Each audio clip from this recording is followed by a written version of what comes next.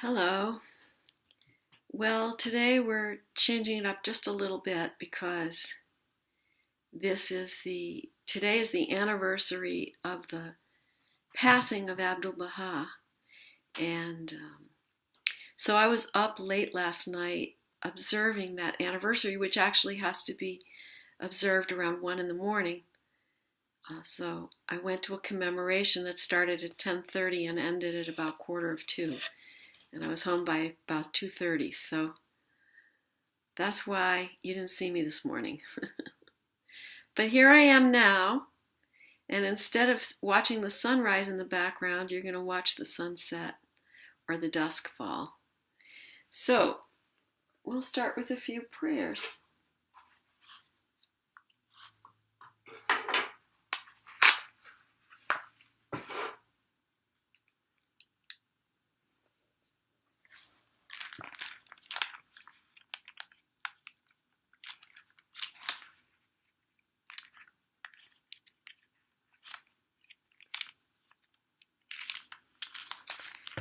So here's some evening prayers. Here's an evening prayer by Baha'u'lláh.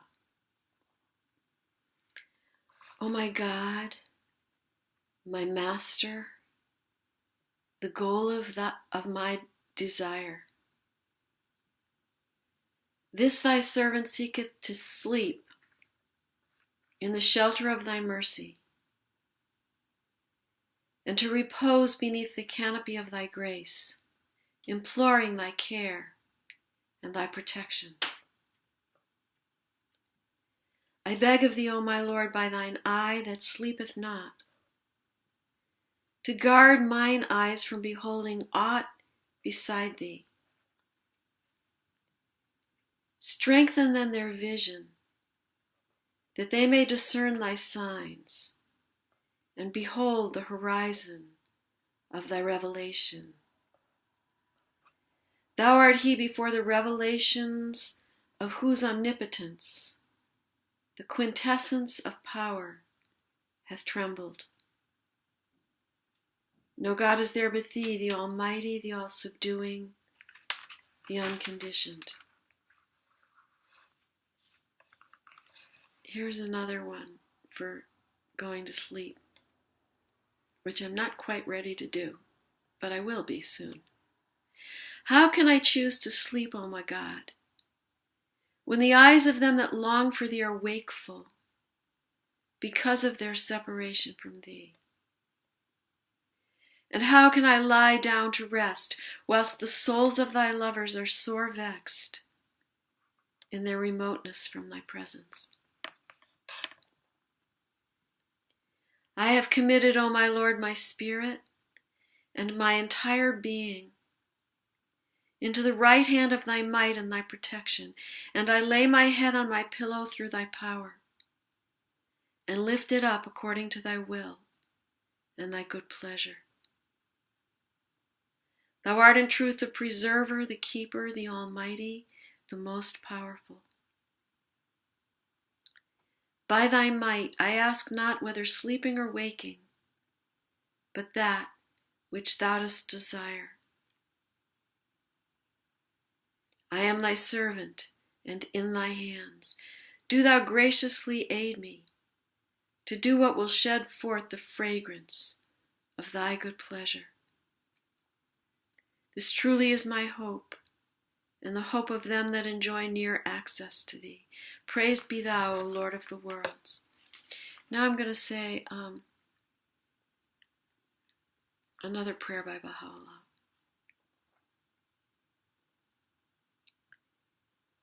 Create in me a pure heart, O my God, and renew a tranquil conscience within me, O my hope.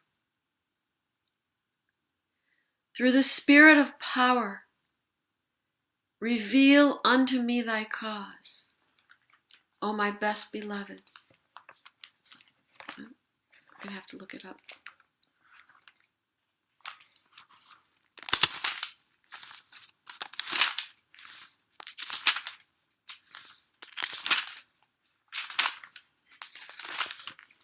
Sorry about that.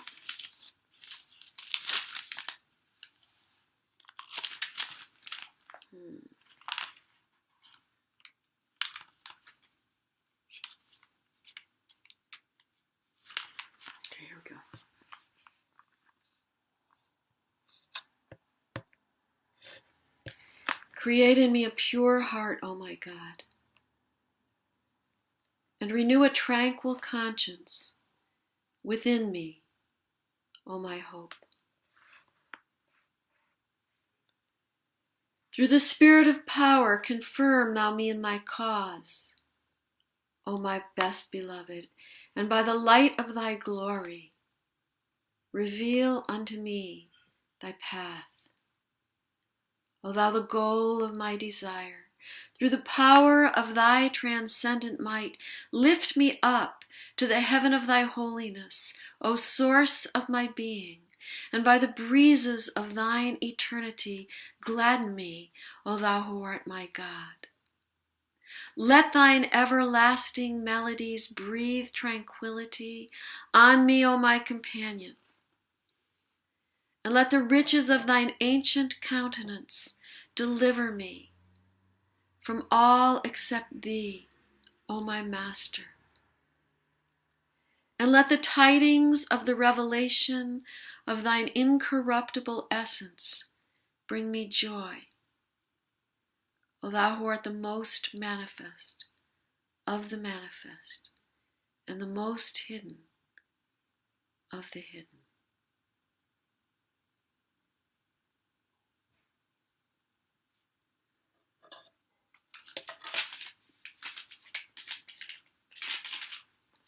Another prayer by Baha'u'lláh.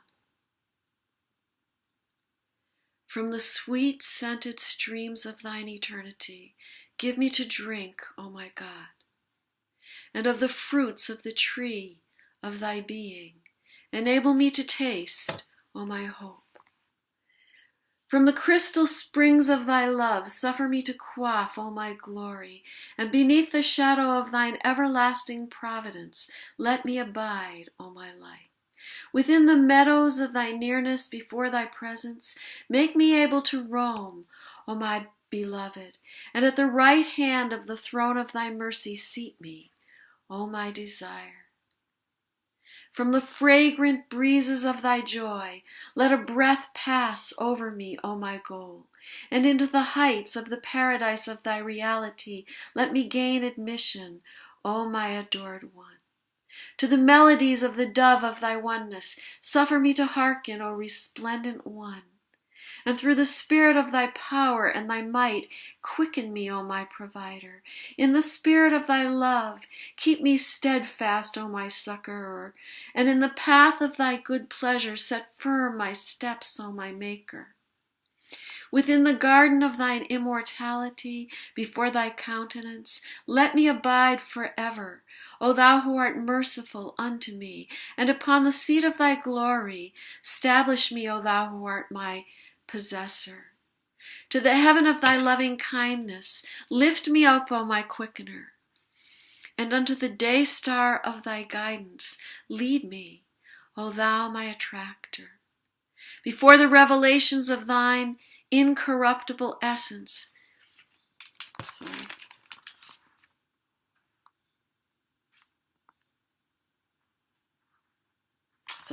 before the revelations of thine invisible spirit, summon me to be present, O thou who art my origin and my highest wish, and unto the day star,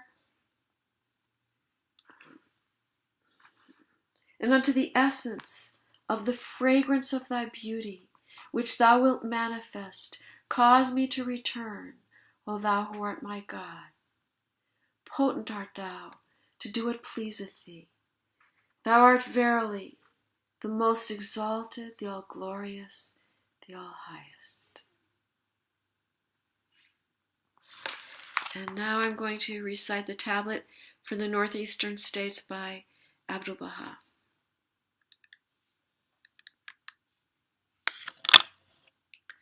O thou kind Lord, praise be unto thee, that thou hast shown us the highway of guidance. opened the doors of the kingdom and manifested thyself through the Sun of reality. To the blind thou hast given sight, to the deaf thou hast granted hearing. Thou hast resuscitated the dead, thou hast enriched the poor, thou hast shown the way to those who have gone astray. Thou hast led those with parched lips to the fountain of guidance. Thou hast suffered the thirsty fish to reach the ocean of reality, and thou hast invited the wandering birds to the rose garden of grace. O thou Almighty, we are thy servants and thy poor ones. We are remote and yearn for thy presence, are athirst for the water of thy fountain, are ill, longing for thy healing. We are walking in thy path and have no aim or hope save the diffusion of thy fragrance, so that all souls may raise the cry of, O God, guide us to the straight path. May their eyes be open to behold the light. May they be freed from the darkness of ignorance. May they gather around the lamp of thy guidance. May every portionless one receive a share, and may the deprived become the confidants of thy mysteries. O Almighty, look upon us with the glance of mercifulness. Grant us heavenly confirmation. Bestow upon us the breath of the Holy Spirit, so that we may be assisted in thy service, and like unto brilliant stars shine in these regions with the light of thy guidance.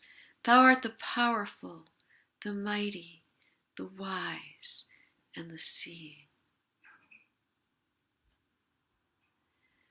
And now, at the end of this holy day, commemorating the ascension of Abdu'l-Baha, I would like to recite the tablet of visitation for Abdu'l-Baha. And he says, there's a note here that says, this prayer revealed by Abdu'l-Baha is read at his shrine. It is also used in private prayer. And this is what Abdu'l-Baha wrote about it. Whoso reciteth this prayer with lowliness and fervor will bring gladness and joy to the heart of this servant. It will be even as meeting him face to face. He is the all-glorious. O God, my God, lowly and tearful, I raise my suppliant hands to thee and cover my face in the dust of that threshold of thine, exalted above the knowledge of the learned and the praise of all that glorify thee. Graciously look upon thy servant, humble and lowly at thy door, with the glances of the eye of thy mercy, and immerse him in the ocean of thine eternal grace. Lord, he is a poor and lowly servant of thine, enthralled and imploring thee, captive in thy hand, praying fervently to thee, trusting in thee, in tears before thy face, calling to thee and beseeching thee, saying, O Lord my God, give me thy grace to serve thy loved ones. Strengthen me in my servitude to thee. Illumine my brow with the light of adoration in thy court of holiness and of prayer to thy kingdom of grandeur.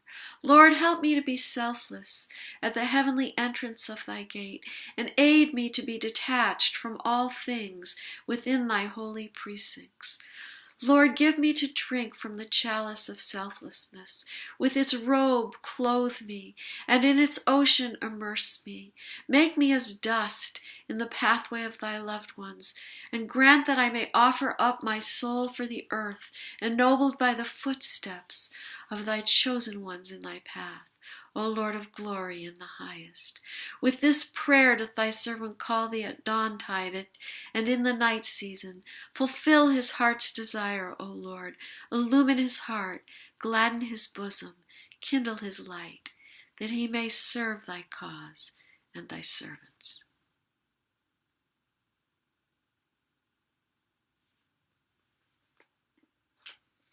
Okay. And now I'm going to read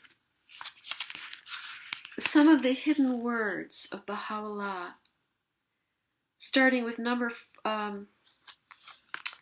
49 from the Persian. And after I read this, I'm going to sing the melody of a choral piece that was written by Eric Dozier to this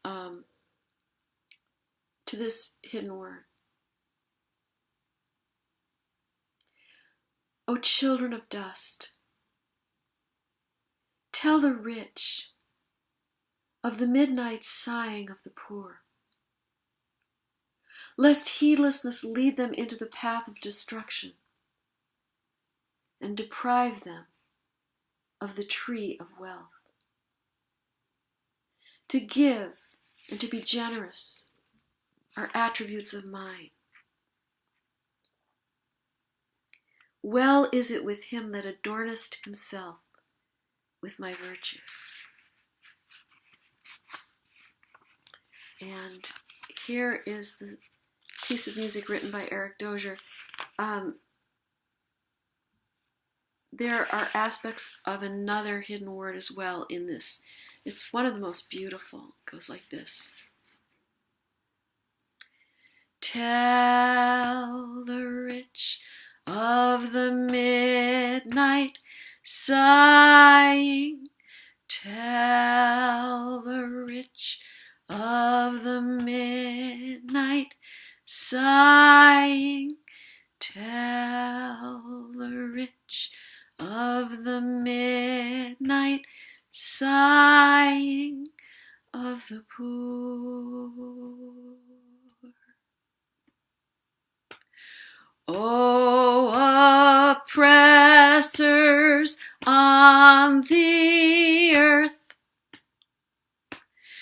withdraw your hands from tyranny, for I have pledged myself not to forgive any man's injustice.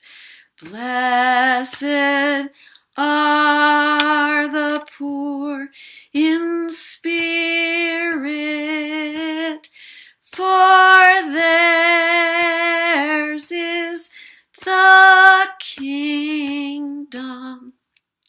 And I shall tell the rich of the midnight sighing of the poor. So as I mentioned, this piece of music was written incorporating more than one of Baha'u'llah's hidden words. Let's see if we can find the other two.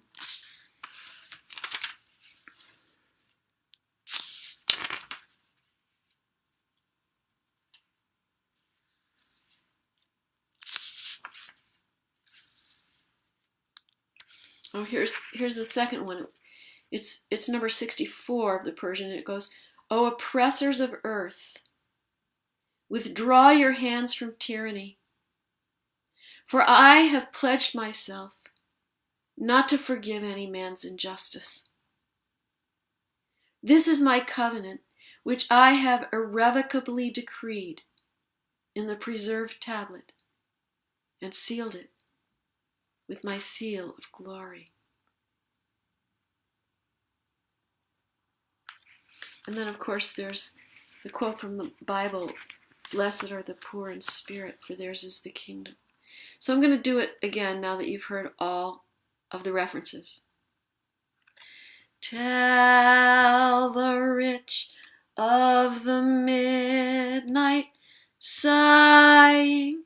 Tell the rich of the midnight sighing.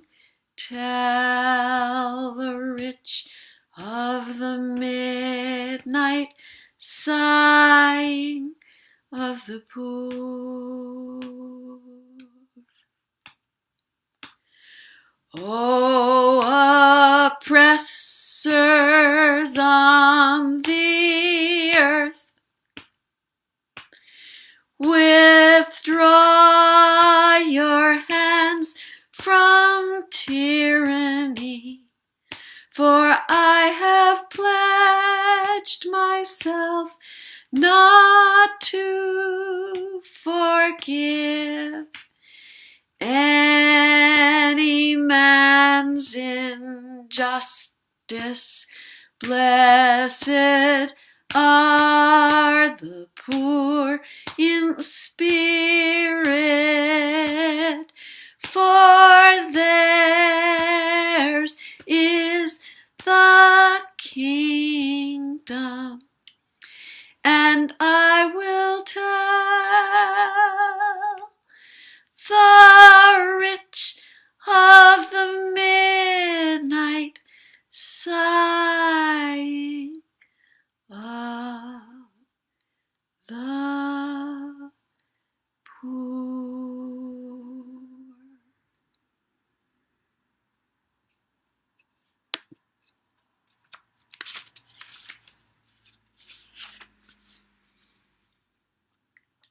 Here's number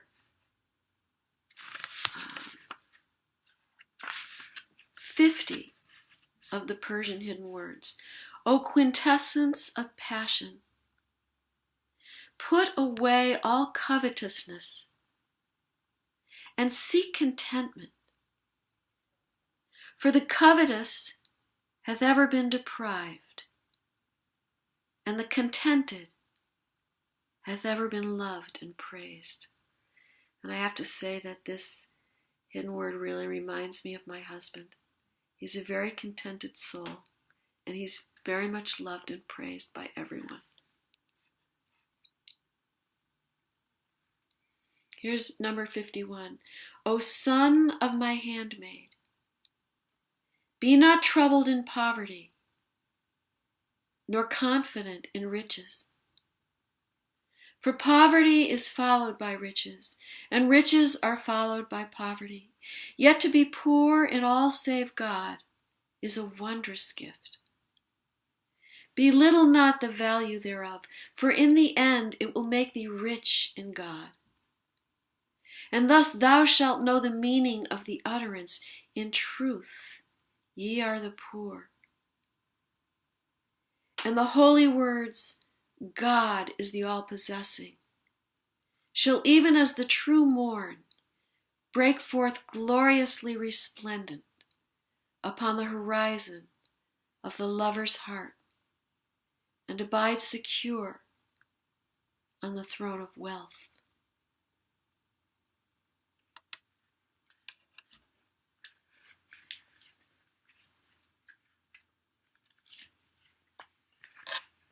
And now we're going to read from the Summons of the Lord of Hosts, a compilation of tablets by Baha'u'lláh. We're reading the Suriy-i-Haykal, the Suri of the Temple, and we're in the part of this tablet where he's addressing Nasir-ad-Din Shah. This is the head of Persia during the 1860s. It was Nasir-ad-Din Shah that had Baha'u'lláh banished for the first time. Baha'u'lláh was banished a total of 4 times. He was a prisoner of 2 governments for over 40 years, during which time he was beaten, chained, poisoned, imprisoned.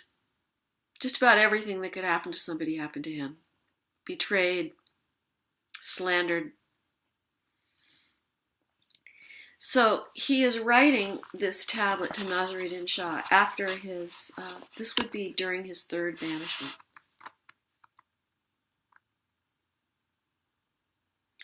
So, just so that you understand what's going on here, this is the voice of God speaking through Baha'u'lláh. And right here where I'm starting, Baha'u'lláh is speaking, saying, "The pen of the Most High addresseth me, saying, Fear not.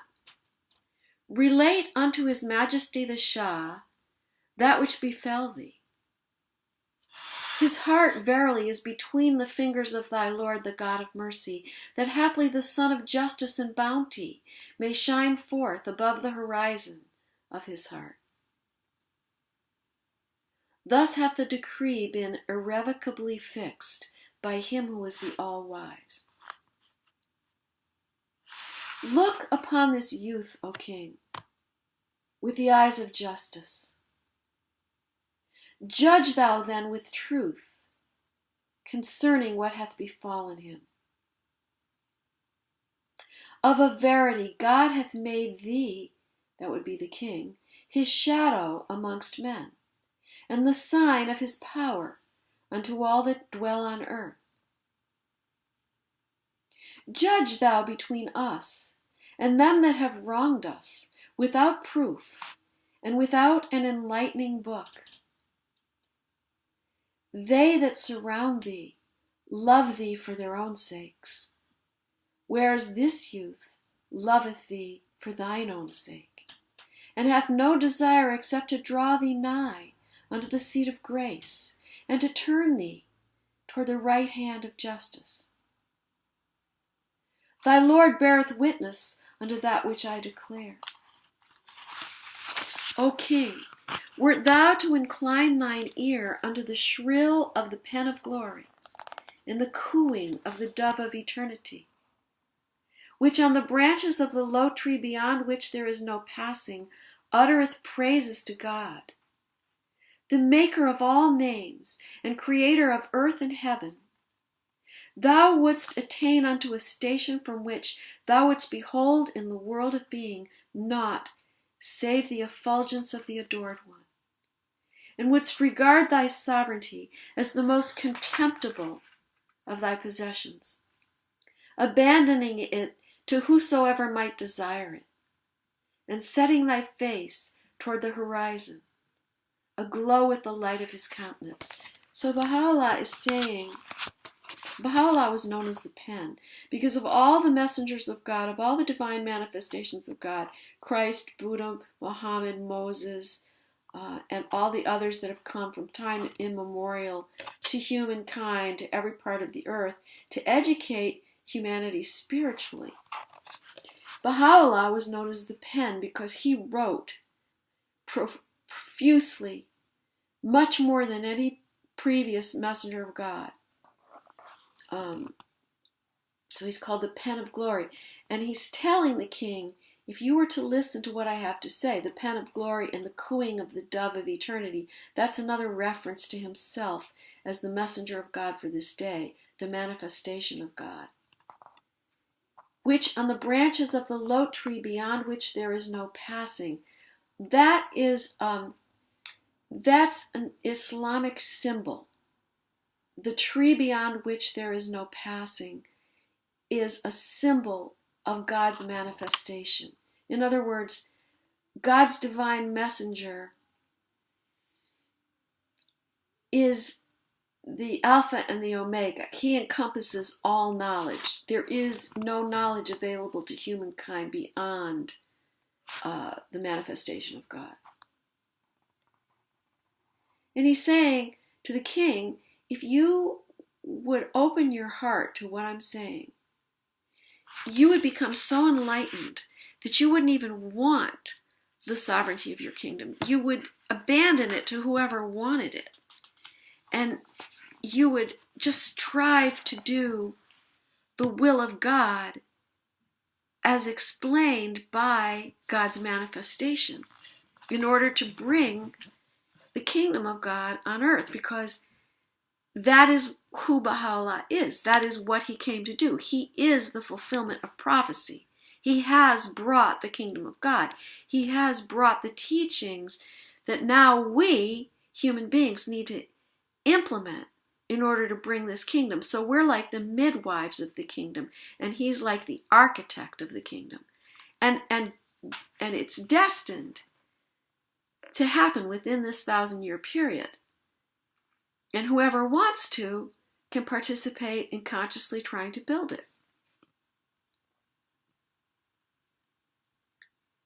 He says, neither wouldst thou ever be willing to bear the burden of dominion, save for the purpose of helping thy Lord, the exalted, the Most High. The only reason that you'd even be willing to rule is in order to help God to implement his kingdom. Then would the concourse on high bless thee. Oh, how excellent is this most sublime station! Couldst thou ascend thereunto through the power of a sovereignty recognized as derived from the name of God. He's saying that the station that God had ordained for Nasir-i-Din Shah, would he have turned to Baha'u'lláh, to God's manifestation, was a very sublime station. And that Nasir-i-Din Shah could have done that by clinging to this most great name of God, Baha'u'lláh. Amongst the people are those who allege that this youth hath had no purpose but to perpetuate his name, whilst others claim that he hath sought for himself the vanities of this world, this notwithstanding that never throughout all my days have I found a place of safety, be it to the extent of a single foothold. At all times have I been immersed in an ocean of tribulations, whose full measure none can fathom but God. He truly is aware of what I say.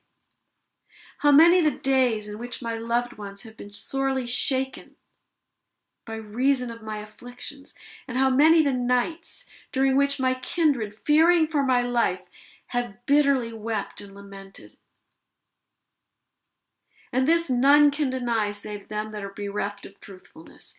Is it conceivable that he who expecteth to lose his life at any moment should seek after worldly vanities? How very strange the imaginings of those who speak as prompted by their own caprices, and who wander distractedly in the wilderness of self and passion. Ere long shall they be called upon to account for their words, and on that day they shall find none to befriend or help them.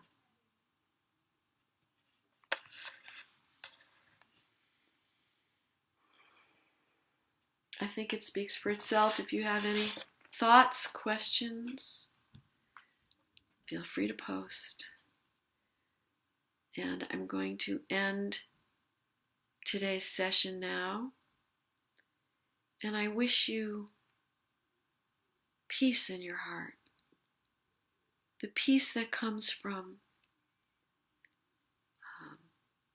ascending above our own reactivity and our own judgments, and giving love to everyone who crosses our path, be it difficult or easy.